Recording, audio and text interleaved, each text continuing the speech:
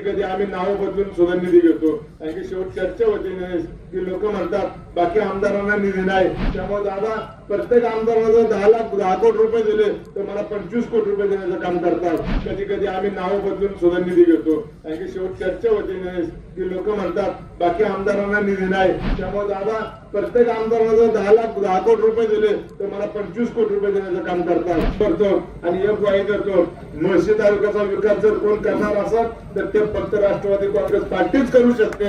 आणि ते पण फक्त अजितदादा पवार यांच्या नेतृत्वाखालीच होणार आहे. आणि याचा इतिहास तोच आहे आणि भविष्य पण तेच असणार आहे. आणि भविष्यकाळाचा वेध घ्यायचा असेल तर दादा सांगत नेतृत्व आपल्याला मिळालेलं आहे. आपण खूप भाग्यवान आहात. कारण आम्ही ज्या विधान भवनात जातो त्यावेळेस बरेच लोक म्हणतात की तुम्ही भाग्यवान आहात की दादा त्या भागातले आहेत, दादा पुणे जिल्ह्यातले आहेत, म्हणून कुणाला काही कमी पडत नाही. आज तुम्हाला सांगतो अनेक आमदार आहेत, परंतु आज मी आमदार म्हणून काम करत असताना दादांच्या विचाराचा आमदार असल्यामुळं भोर राजगड मुळशीमध्ये जेवढा निधी दिलाय एवढा निधी बाकी कुठेही कोणाला दिला नाही.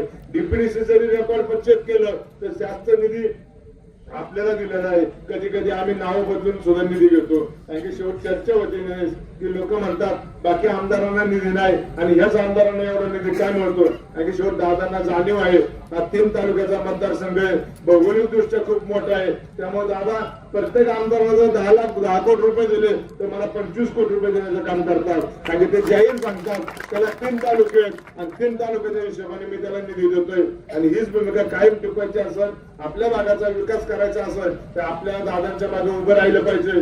एवढी मी या ठिकाणी तुम्हाला तुमच्याकडनं अपेक्षा व्यक्त करतो आणि तुम्हाला एक ग्वाही देतो.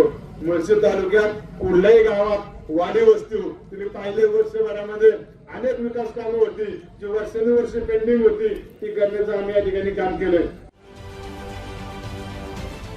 महाराष्ट्रातील सर्व बातम्यांचे विश्वासार्ह व्यासपीठ